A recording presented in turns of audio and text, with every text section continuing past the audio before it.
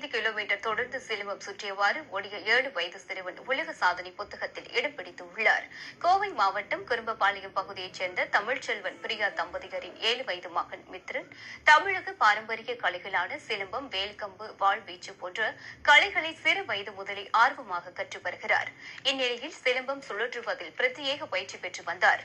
அதன்படி ஒற்றை சிலம்பத்தை 15 கிலோமீட்டர் தொடர்ந்து ஓடியபடி 1 மணி நேரம் 36 நிமிடங்களில் 11,520 தடவை சிலம்பம் சுற்றி உலக சாதனை படைத்துள்ளார். மாணவன் மித்ரனுக்கு மாவட்ட தலைவர் பிரகாஷ்ராஜ் கோப்பை, பதக்கம் மற்றும் சான்றிதழ்களை வழங்கி கௌரவித்தார்.